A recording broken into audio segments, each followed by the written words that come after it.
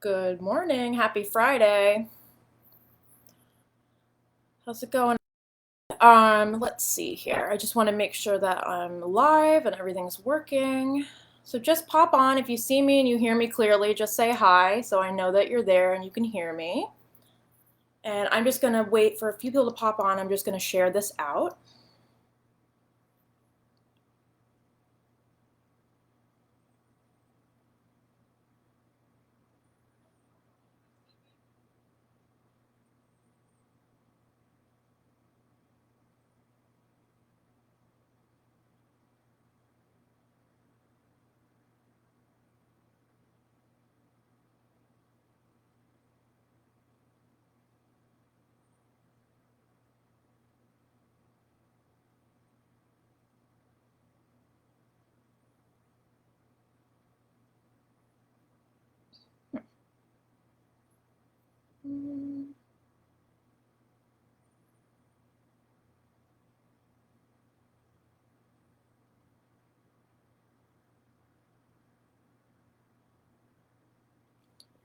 Try this.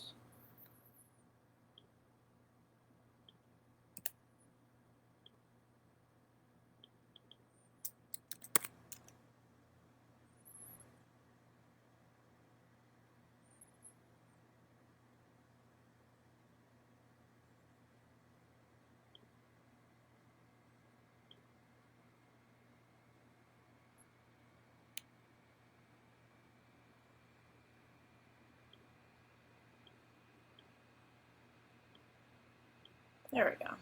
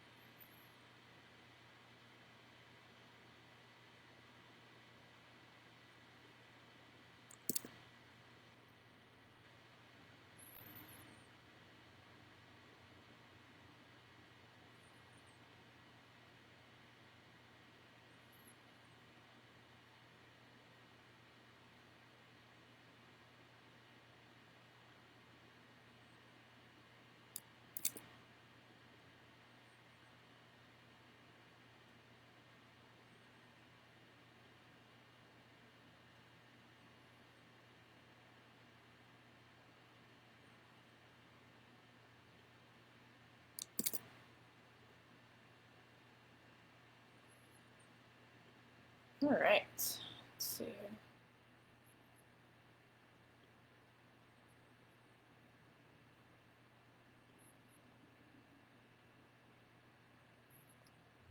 Just let me know if you guys can see and hear me, and if this is working, just pop on and say hi. I'm going to get started in just a second.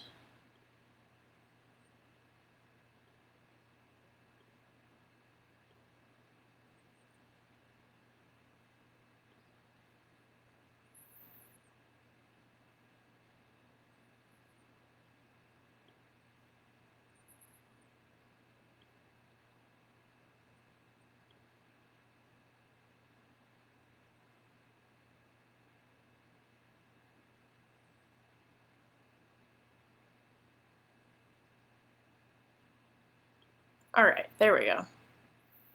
Hi, everybody. Good morning, Patty. How's it going? Happy Friday. All right, so now I'm going to get started. So for those of you that don't know me, my name is Daisy Farrell, and I'm a psychic medium and healer that specializes in multidimensional healing for light workers so that they can fully integrate their shadow as their superpower. I'm also a crystal expert, and that's what I'm going to be talking about today. I had a few people message me with some things that they wanted me to recommend today, which is something that I love doing. So I'm going to just go over a few things. Yeah, I know, great, right? I'm going to talk about a few things that people were just asking about, and I'm going to share a few things from my personal collection that I decided to talk about today. And I think we're just going to dive in and do that. But the other part of this live is basically if you have any questions regarding crystals in any capacity, feel free to just share that in the comments, and I will try my best to answer them for you, okay? All right, so I want to make sure that, so Jenna had asked for these, so I'm just going to make sure that she's tagged here. There we go. All right, so Jenna was asking about a crystal for ancestral healing, which comes up a lot, especially lately. I don't know about you, but it has been for me. And I was going to suggest two things. So one thing that's actually really interesting, that's a cool idea here, is for ancestral healing, one thing that you can do is you can actually pick a crystal that is from either, let's say, the state or country that a particular ancestor is from to work on that. So that would be if you want to work on a very specific ancestor, right? Not if it's just everyone or, more people. But let's say there's a very specific and particular ancestor that you're looking to connect with and heal, that kind of line there. I would really recommend looking into the stones and crystals that come from where that person is from. And then buying one of them, or maybe you have one, right? And using that stone in some kind of ritual, any way that you want to use that, should I buy a rock tumbler as a reason for stones to be smooth? Okay, I will get to that, Patty, for sure. I've had one before. I've had one before a long time ago. They're really loud. I'll just let you know. You'll never sleep if you have one because you have to basically keep it on for like 20 days or something. You have to have it on like all the time, all night, all day. So I guess I'm going to answer your question now. I don't think it's necessary, no. The only reason that I would maybe say to get one is, let's say you like mining your own crystals, right? That's something that we can do. Let's say you go and you dig for certain crystals, or maybe you have a bunch of raw stones. You can certainly play with that and use one and tumble them. I think it'd be cool, if you mine your own crystals and you have like raw quartz or a raw stone, it could be really cool to see what it would look like tumbled, because sometimes that can be really surprising how it ends up. But it's not necessary for stones to be smooth at all. The one thing here that I would talk about is that the only reason that having a smoother crystal would be more for concentrating the energy. But the thing is that I would say when you compare like a raw crystal with a smooth one, if they're just basic shapes like that, it's not really going to change the energy that much. Because when it comes to more kind of free-formed or open forms like that, the energy is basically coming off of all sides of it, right? It's coming off of all different angles and ends of it. So when it's smooth, it's just maybe going to make that more concentrated in a way, right? It's going to make the vibration coming off of the stone more wrapped around it. Whereas in a raw stone, it may be a little more sporadic, right? But other than that, there's really no reason, I would say, other than maybe just aesthetics, right? And just having like a fun craft or a thing to do, right? But I will definitely say again, make sure you have somewhere very far away that you can keep the rock tumbler, because otherwise you'll never sleep and you'll make everyone in your house angry. So that's what I would say about that. So again, back to ancestral healing. So yeah, I think it's a very cool idea to be able to get a stone that is very connected to the country or place of your ancestor's origin, right? Yeah, it is fun to do, for sure. Like I said, it can be really surprising how stones turn out when you tumble them, too. So then another thing, that would work. In your planting shed, that would work, because then no one would hear it. Unless maybe your neighbors can hear it and they might complain. But that's a good place to start. I remember when I was a kid, I had one, and I had it in my basement, and you could hear it from like 2 floors up. It was really bad. So the other stone that I recommend for ancestral healing is Ancestralite, and that's this beauty right here. Now, this is a fairly new discovery. It's not that, I mean, it's a very ancient stone, like really, really old, right? But it is only been discovered not that long ago, a few years ago. Now, this is a particular mix of hematite and some magnetite in there. And I believe there's a few other things that are in there. I love this stone. Do you have one in your classroom? Yeah, I could see that. This stone is beautiful. It's a wonderful stone for ancestral healing. And it really helps with bringing up different patterns that are in your ancestral line and being able to really just clear them. It's a very, very high vibrational stone, especially for hematite, because hematite can sometimes, so it's Ancestralite. So I will, at the end of the live, I will type in all of the names of the crystals that I covered today in the comments for you, Patty. Judy Hall, who's like a big crystal expert, she's a big fan of this, and it's something that she writes about a lot. And I've worked with it a few times, and it's really powerful. And I found that it just helped, basically, with ease as far as calling in ancestors and being able to do that healing in a more effective and almost kind of quicker way, right? It just enhances all of that. And it's really good for also bringing up things that maybe we don't know about, things that we were not aware of in our ancestral line. It can really kind of take us back, really far back, to places that we maybe wouldn't have information on.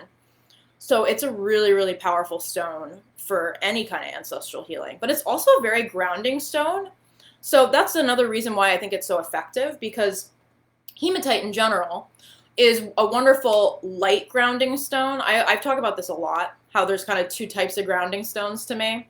There's one where it just really activates the grounding lower chakras, and it doesn't really open up the higher chakras. But then there's grounding stones where they specifically pull in higher vibe energy and ground it. So it depends on what you're looking for, right?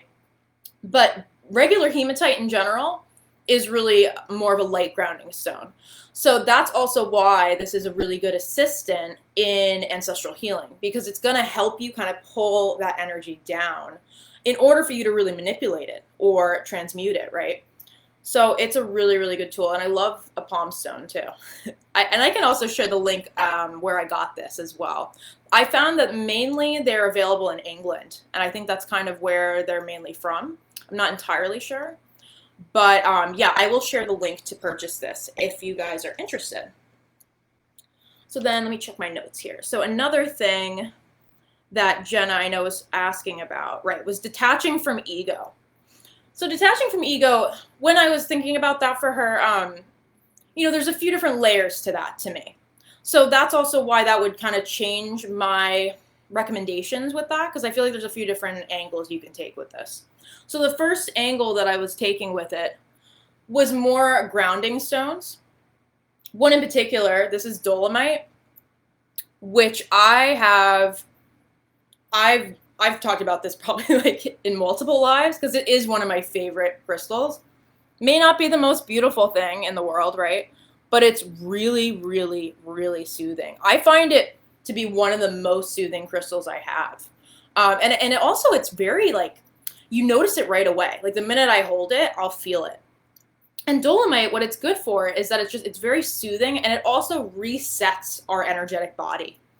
It basically is, right, it's like this reset button for us.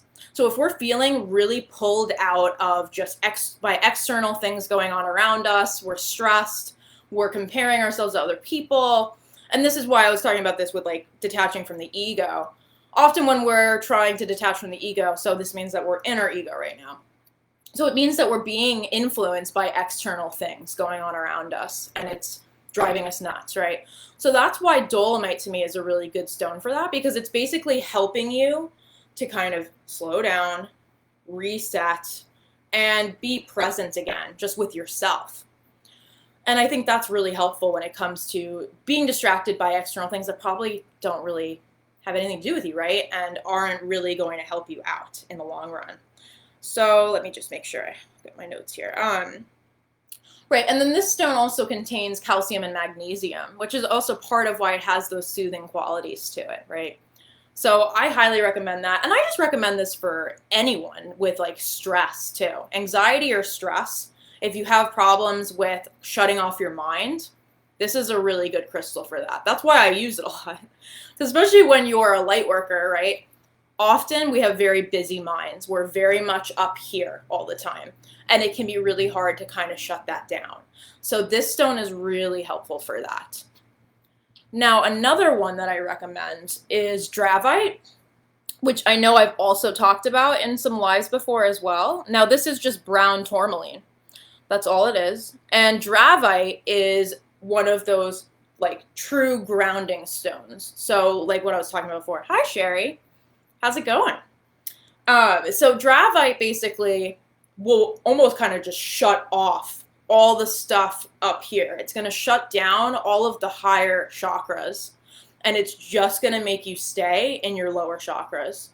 And that can be really effective as a tool because especially when, let's say, we have a pattern that's coming up a lot, or we have some kind of negative thing that's going on, or a negative belief that keeps showing up.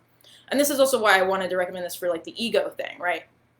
If we're getting really stuck on something like that, Dravite really helps assist you in getting deeper into the root cause of that stress and that kind of negative belief pattern. And it helps you release it and heal it. It's a very healing crystal for sure. So it's grounding and healing. It kind of helps assist you in getting more back down to earth, and then also in kind of being able to really identify the things that you need to heal and release. So that's another recommendation I have for that. Then on the other side, what I was thinking about with the detaching from ego thing was that on the other side, it could also be, let's say we have a bruised ego, or maybe we don't have enough of a healthy ego, right? Because that can also be an issue with that stuff. That can cause us to get in our ego, if that makes sense, right? Like it can make us feel like we're comparing ourselves to other people, we're not feeling good enough, and then that gets us in an unhealthy ego state. So that's why I was also going to recommend to Jenna Golden Apatite, which is one of my favorite stones for work, by the way, just in general, especially for people that have a hard time asserting themselves and speaking their mind. If you have trouble doing that and kind of stepping into your own power and your own authority and telling people what's going on or whatever, or let's say you're in a position at work where you don't feel as powerful as maybe you want to, and you feel like you let people kind of walk all over you, this is a really good crystal to bring with you to work. I used to bring it to work with me in like a work environment that was not very healthy, and it really helped me. It really helped me just stay in my own power and kind of stay focused and not let other people kind of mess with my head and get in my head, right? So that's where like this can be really good for boosting your ego in a healthy way, right? And it's also an excellent stone for manifestation. Most of these yellow stones are going to be good for that because they're going to activate the solar plexus. So that was another one. And then I was also going to recommend citrine because again, citrine is just overall a great stone for your ego, right? However, you know, one of the things that I was going to suggest in this particular situation, I would suggest Smoky Citrine because that's going to have a more grounding property. And also, that's what's kind of good about Smoky Citrine is that it almost helps us stay more in a humble ego type situation, right? Because it keeps us more realistic and like grounded at the same time as boosting us up. So I just want to show you some examples of that. So citrine, you're going to have two types. There's going to be heat-treated citrine, which is sometimes quartz or amethyst even, that's just been highly charged with heat. And that's often going to look like this. So it has more of that amber color to it, right? And then this white base. And you'll also notice that it will be really cheap. That's your first way to recognize that this is like not natural citrine. Now, this is the thing though. There's nothing wrong with that because heat-treated citrine is actually a really great tool still. And actually, I would recommend it more for, let's say, if you want to manifest things, but you want results quicker, because it's actually a faster working version of citrine. It has a slightly different type of energy for sure, but it's more harsh in a way and more kind of activating. So I actually, I use it. Just because it's heat treated doesn't mean that it's not a good tool. And then the other thing is that, so this is natural citrine, right? So you're often going to see this more pale color. I mean, it almost looks clear on the camera here. But then often you can find smoky citrine, which is also this. And this is, again, it kind of almost looks like smoky quartz, right? But it's citrine. And often, most natural citrine you're going to find in more of a smoky kind of look like that. So it's pretty easy to find if you're going to like a seller that has natural citrine specimens. It's pretty easy to access a smoky citrine piece. And those are going to be a lot more expensive, often very expensive, depending on how big. The ones that I just showed you, they're pretty small. And that's fine. That's all you really need. Because especially this would be something that you would be carrying with you, throughout the day. So, hey, I would love a big one too, but it'd be a lot of money. But if you feel like, investing in that, go for it. But I feel like that's another good stone for a bruised ego, like I was talking about before. And then the other thing that was coming up for some reason was green calcite, which I wouldn't typically recommend for that. However, the thing that I think the reason it was coming up for me was that it's a heart-centered stone, right? A heart-centered stone. And that's a big part of the ego too, right? If we have a bruised or damaged heart chakra in some way, right? Green calcite is very soothing for that center. It's also grounding. It connects you with the earth. This is also one of my #1 recommendations for social anxiety, actually, because it helps you stay in your heart. It helps you not get distracted by ego, right? And what people think, judgment. It helps you stay more true to your true self. So that's also why this was coming up to me for a recommendation for that. Okay. And then I know she was also asking releasing old patterns and creating new ones. That's a huge, huge thing, right? And that can also be applied to so many different things. But I wanted to share a few things with that. So let's see. So I have, first and foremost, is amethyst. Amethyst, now this is more particular for addiction, but it is totally not exclusive to addiction either, though. This was like one of the main stones ever for addiction. And actually the word amethyst comes from the Greek word for meaning not drunken. And I don't completely have the story, but I know it has to do with, I think the god Bacchus or something. I'm probably completely saying that wrong. But there's a whole story behind it in Greek mythology as to why it has that name and why this stone is associated with helping people stop drinking. So I thought that was just really interesting. But amethyst in general, again, this is a very activating stone for the higher chakras, for your crown chakra especially. Violet ray, it tends to be the one that is associated with that upper chakra. And it helps you just clarify your chakras as well. It's also very protecting. But especially, it's very, very helpful in helping you identify negative patterns that are causing difficulty in your life, that are getting in the way of you being your highest self. Because again, this is very much connected to that spiritual side of ourselves and accessing that higher self, which is also why it's really helpful in aiding you in releasing addiction or different things like that. And like I was saying, it doesn't have to just be addiction. It can be really any negative behavior pattern that you're having a hard time dealing with or letting go of or changing. And the other good thing is that it also is very supportive once you move into that new behavior pattern that you're trying to establish, right? Which usually I think is like, what's the rule? It's like 30 days or something for it to create a new pathway in your brain, which is pretty cool. And this can be very supportive for that. And it's funny because amethyst was one of the first things I think I was gifted as a crystal because I had gotten sober. And that was one of the reasons that the people got it for me. So definitely a solid crystal. And, I think what's good about amethyst too is that basically you can get it anywhere now, right? It's available all over the place. So that's definitely one of my recommendations. Another recommendation for breaking negative behavior patterns would be Unakite Jasper, which I just have a little guy here, but it's kind of this almost like coral color and this nice green. And this is pretty readily available as well. It's not one of the more rare types of jasper. It's definitely, you can pretty much find it at any crystal selling shop. And Unakite jasper is really, really nice for pattern breaking. And it's especially, what's different about this stone compared to amethyst is that it has a much lower vibration. And when I say that, because here's the thing, I think there's a misconception sometimes that lower vibration stones are like a bad thing, or that it's a bad, just in general, that low vibe means it's bad. When I say low vibe, I don't necessarily mean that it's, I don't know, that's maybe not even the best way to word it, right?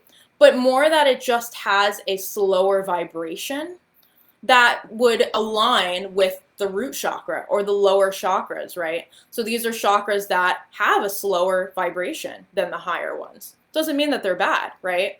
But sometimes we need crystals that can kind of match that vibration in order to access it and work with it and to change it. So this stone is something that is more about kind of slow change. So this is going to be something that I would recommend carrying on you for a long period of time, every day. And it's something that you're going to have to be patient with. But it works. It is helpful. It's helpful when you're trying to do something really slow. You're gradually working on letting go of a behavior pattern. And it's just very good for like the heart chakra. It helps us stay out of our own self-sabotage mode. It keeps us more balanced. And it's more slow moving. And sometimes that's a good thing, right? I mean, one thing that they say in AA a lot is like, I wish you a slow recovery. And I know me being an addict, right? I was like, what does that mean? You know, and I didn't like that at all either, because we want instant results, right? But that's where this stone can be such a great teacher for people like that, because it teaches us how sometimes going slow and taking our time with healing and different things like that is really necessary, right? And important. So I just want to make sure that the comments are working here. So let me just, can you guys just say hi again so I just know that they're working? Because I just wanted to see here. I just want to make sure I'm not missing anything. Oh, yeah, it looks like I'm not getting them. Okay, hang on. Oh, Facebook. Oh, Mercury retrograde, of course. We're almost done. It's over on the 22nd, thank God. Oh, yeah, I'm like missing all these comments. Oh, no. Hi, Rob. Let's see. Why am I missing this here? Huh. Trying to see here, guys. You're here. Okay.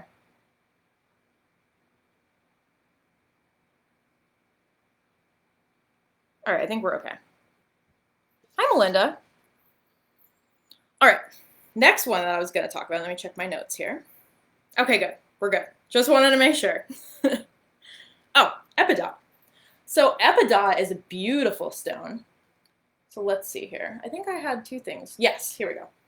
So Epidot, I don't actually have a raw Epidot specimen on me right now, but it tends to grow in a similar formation as like tourmaline, kind of in these long forms. And it's this beautiful, rich kind of pine green color. And they're very glittery and sparkly. They're beautiful. So I actually have a few things that have inclusions of Epidot for me to show you. So Epidot is an amazing crystal. I love Epidot. And it's actually something that you're going to find as an inclusion in a ton of crystals. It's in a lot of different things, a lot of things. So you can always even just search that, like Epidot included crystals. But one in particular, and I know I've shared this before, this is Dream Quartz. And the reason it has this milky green color is because of Epidot inclusions.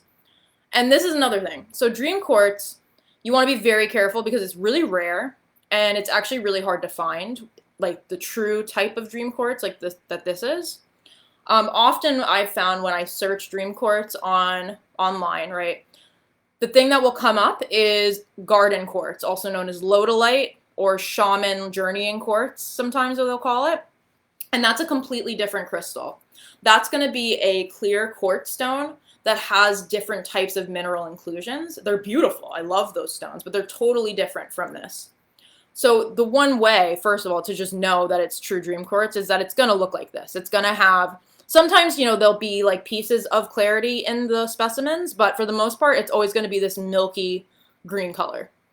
And what's nice about this, if you're looking for Epidot, this is a great stone to use and benefit from Epidot because it's basically the combination of quartz.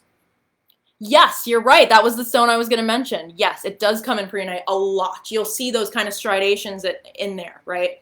So that's another way to benefit from it as well. So this stone, you know, it has a softer version of Epidot because it's just more diffused, but it's also amplified at the same time in the quartz.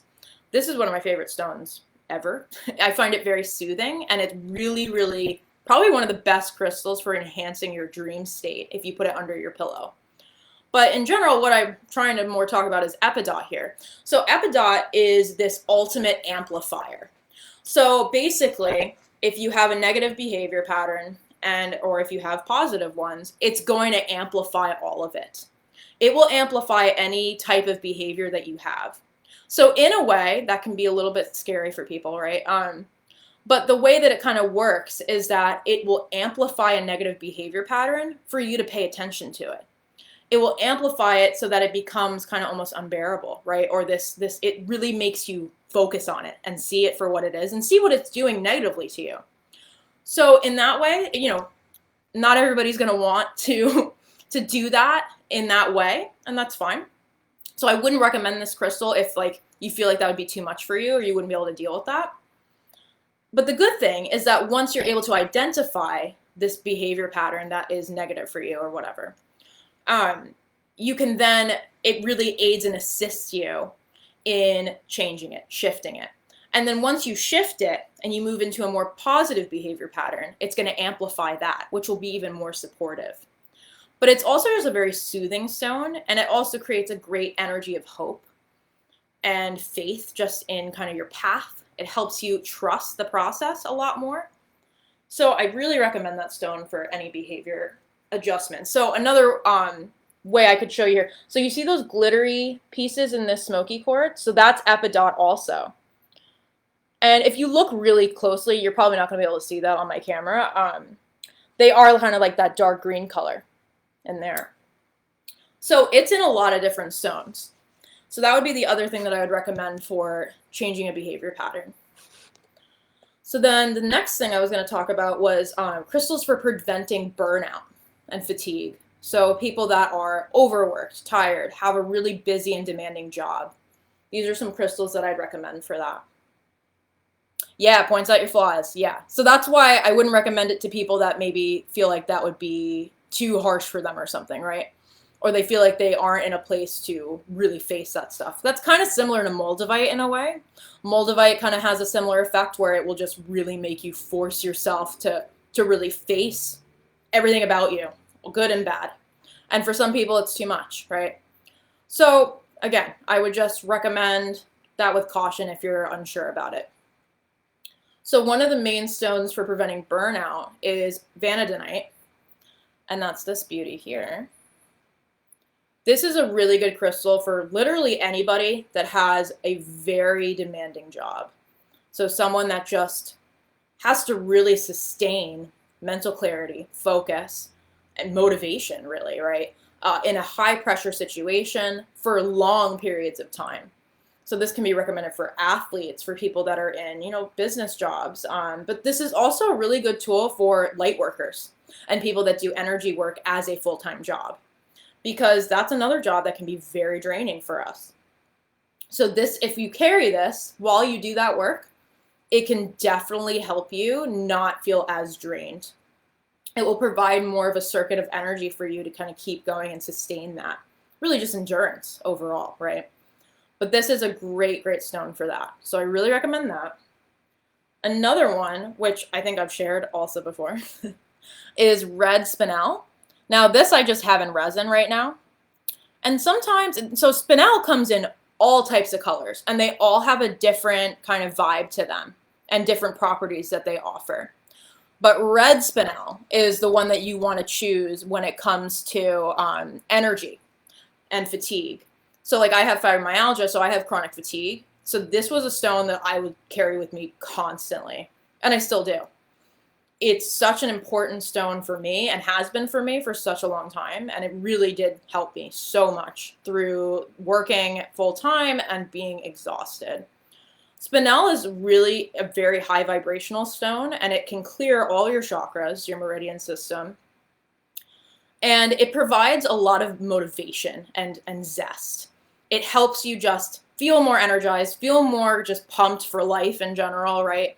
And it can really help with just inspiration, creativity, manifestation in a lot of ways. The red spinel in particular, again, is overall just a solid supporter for fatigue and just really helping you have another boost of energy. And it kind of opens up all your chakras, which is really helpful for fatigue because it's just going to help with that energy flow throughout your entire body. Another thing actually is double terminated quartz is really helpful for that type of energy flow as well. So that was that one. And then another one is moss agate, which again, compared to probably the other ones that I just shared, this is more accessible and easier. Which one do you not have, Sherry? I can send a link. So moss agate is going to be at basically any crystal shop that you go to. And what's interesting is that this actually isn't traditional agate because it isn't banded. So it's actually chalcedony that has green dendritic inclusions in it, which is just interesting. And chalcedony is actually a form of quartz, by the way. So moss agate, it's a little different than those other two stones that I just shared, because those ones are more like energizing, like giving you endurance. This one is more of like a slower vibration, almost like the unakite jasper. It works in a more subtle way and kind of just helps ease you out of being super frantic all the time. It helps support frantic energy. It helps support stress. It helps you not get super overwhelmed as easily, right? It's calling me. It helps you not get so burnt out. It just has Spinel. I highly recommend it. I will put a link to buy some for you, Sherry. And the other thing is that you can get a lot of different colors. Another good one is black spinel. That's also a really good one for energy and also protection in general. But I will share that for you in the comments. But yeah, moss agate basically is just very supporting and soothing, but also grounding. So it helps you not get so burnt out, because again, a big part of our burnout is usually when we're too much up here and we're getting really, really caught up in the higher chakras, and we're not paying attention to our lower chakras, and we're not energizing them. We're not balanced. So we're going to get burned out. But that's what's nice about moss agate, is that it really supports really all the chakras, but especially the lower ones and also the heart chakra. So it gives you kind of this more compassionate vibe for yourself. So it's a different approach when it comes to energy burnout besides the other ones. The other ones are just, like I said, just like adrenaline. This is more supportive, if that makes sense. And then, let me just check my notes again. Oh yeah, so Karina, I know she was asking, I would like to better understand using crystals for intuitive guidance.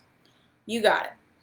So basically, I was thinking of a few things for you, Karina. And let me tag you so that you get this.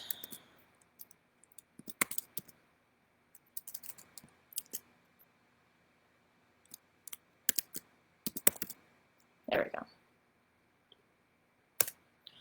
So what I would say about using stones for intuitive guidance is that there's a lot you can do with that. It's not just one answer by any means. Really, and that was the other thing I was going to talk about today. I am having a crystal masterclass that starts July 7th, and I'm very excited about it. It's this one in particular. It's going to be a 3-part series, but this first part is going to be more focused on more beginner lessons for people. But it's going to have a lot of hands-on information, a lot of exercises, and it's all designed for anyone that's kind of unsure of how to work with crystals or feel like they are drawn to them but don't know where to go with it, and maybe feel really overwhelmed by the overload of information that's out there, because there's a lot now that can be very conflicting. And it's going to be all about really creating this ability to feel really confident in your work with stones and being able to really master working with them for yourself and for others, and especially enhancing your light work as well. So crystals are a great tool for intuitive guidance and using that. For me, when I was first starting out with mediumship, I had like this big bag of different crystals that I carried with me all the time. And especially when I was doing readings for a long time, I felt like I always needed them on me in order to do it. Eventually, I grew out of that, but I still use them, obviously, to this day to enhance my readings, to just help with clarity, especially if I'm having a day where I'm having a lot of brain fog or I feel out of it, let's say. They're great tools in assisting you with that. Now, again, when it comes to this question for you, Karina, I would go deeper into that because, again, I feel like there's a lot of facets that can be kind of picked apart with this. But a few things I was going to talk about was scrying. So scrying is something that you can do on any type of crystal. It does not have to be black obsidian because, okay, so I know for most people that maybe know what scrying is, they have these black obsidian mirrors, which is basically just like highly polished black obsidian. So it's like a mirror-like finish. They're kind of expensive, but they're totally worth it if you're interested in working with that. But I find for some people, they can be actually really challenging to work with because, they're not patterned in any way, right? So you're kind of going to be gazing into that and trying to receive information, but sometimes people can get frustrated doing that and maybe it doesn't work well for them. Especially if you're a beginner, I would say I would actually go lean towards more patterned crystals or crystals with inclusions in them. Now, and forgive me, I didn't explain what scrying was if you don't know what scrying is. Scrying is basically the act of reading patterns in a stone. But again, you can scry with anything. Technically, reading tea leaves or reading different patterns like that is all a form of scrying. You're reading patterns and shapes and forms that you're seeing and using your own intuitive abilities to piece together a message for a person. This is also like the traditional kind of cliche image that you'll see of a psychic with a crystal ball. That's what she's doing. She's scrying, right? So scrying, though, again, like let me show you here. One thing that I'd recommend for someone starting out, I'm just trying to find a good example for you guys here. Well, I can show you this one. So I was going to talk about this crystal next, but basically something that has a lot of patterns in there, right? And a lot of different forms and shapes and, obviously more abstract. But this is kind of a good crystal to start with, that type of stone. It can be any stone that has patterns in it. Because basically you're just going to kind of get into a meditative state and you're reading whatever patterns kind of come forward to you. Kind of like looking at the clouds, right? And you're looking for patterns and images in the clouds. Totally same idea. And then based on what comes forward to you, what shows up, that's basically your message. So that's one really easy way to kind of work with stones in a different way to get intuitive guidance. The other way is literally just holding one, just using it when you're doing spiritual work. And this can be in both hands. I often will do something like, especially when I'm meditating at home, I'll put a stone on my head and I'll put one in both hands to kind of create this triangular energetic current. And that can be a really great experience for meditative states. However, it's not necessary. You can also just hold one in both hands. You can sit with one in your lap, or you could also just do the one on your head like that. I did that a lot, and I still do, to be honest. I still do. And I find it just really helps with getting into that meditative state. So I'd be happy to, discuss more of that with you, Karina. Trying to think of anything else that I had thought of for you. Another thing that you can do, and this is more, I would say, like, so you could get a bag of small tumbled stones, just a mixture. It doesn't have to be anything in particular. And you can also do something where you kind of toss them on the ground and then read the pattern of them. So again, that's sort of a form of scrying, but and that's also done sometimes with runes too. So tossing them and then reading the patterns. That's another thing that you can play with. Again, it's very open. Like there's no rule to really like working with them, but it's more kind of experimenting with different options and ways for you to just figure out what works for you. Another thing, again, yeah, I mean, I had already said this. So again, just meditating with stones. And also, if you have, let's say, a practice that you're doing where you're practicing psychic work and you're practicing different things like that, just experiment holding different types of crystals while you're doing that, and then even write down kind of what your experience was and how that was different for you. Or, hi, Sherry. And experimenting, because that was something that I did very early on as well, was I was kind of trying a lot of different stones that I was just researching and finding out about, and doing readings and then seeing how it impacted that. And some were better than others, or some did different things, right?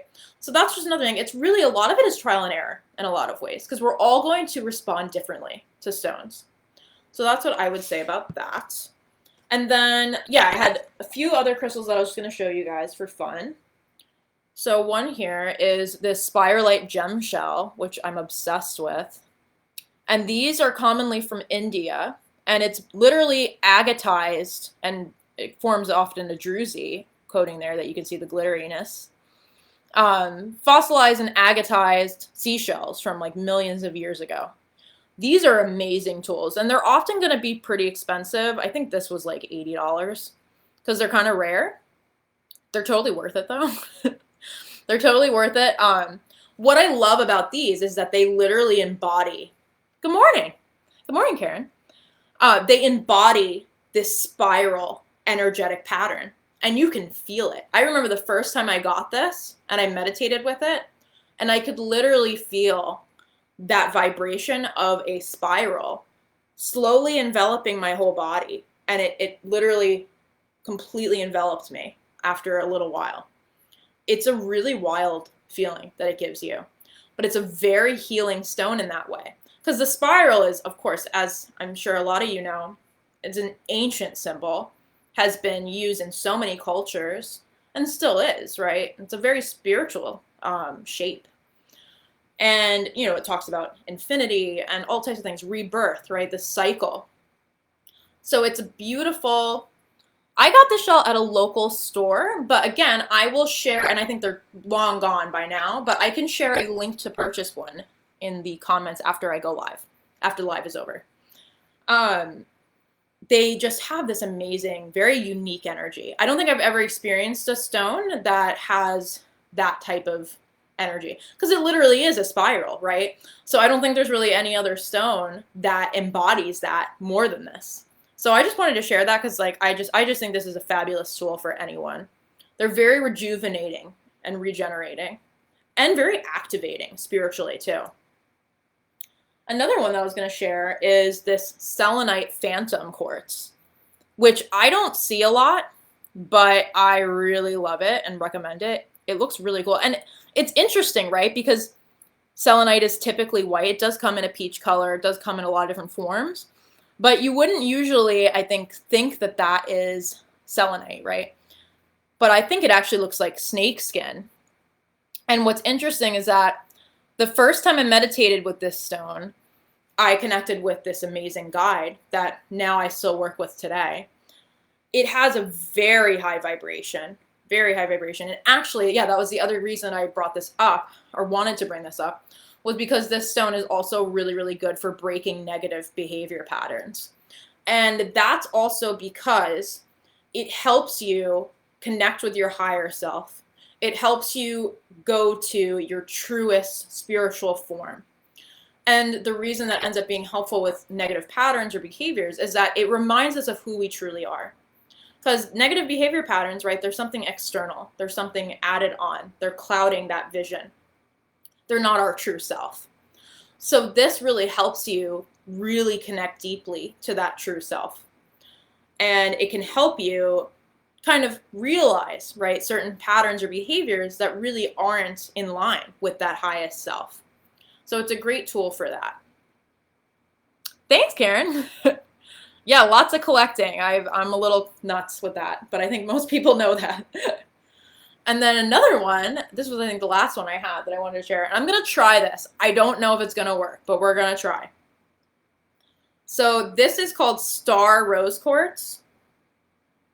I'm going to try and see if I can get this to work for you guys. So basically it looks like a regular rose quartz sphere, right? But when direct light is placed, oh, you can see a little bit there, here. So you see that sheen that's taking place there? But if you get it at the right angle, I'm going to try here. There we go. Can you see it? I don't know. You can just see the one line there that's moving. So if you get it the right angle, I'm probably going to have to do a post on this because it's also really helpful to see it in just direct sunlight. So I'll try to like take a picture of this and put it in the comments for you guys so you can better see what I'm talking about because it's just not doing it justice right now. So this is called star rose quartz. And the reason it's called that is because when direct light is placed on it, it forms this beautiful star on it. And it almost kind of looks 3D. It almost kind of pops out. It's really cool.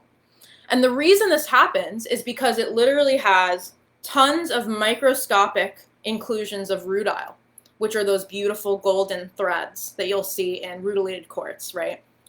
But it's just so fine that you don't even see it. And the light reflecting off of those small fibers is what creates that phenomenon. And it's really, really cool.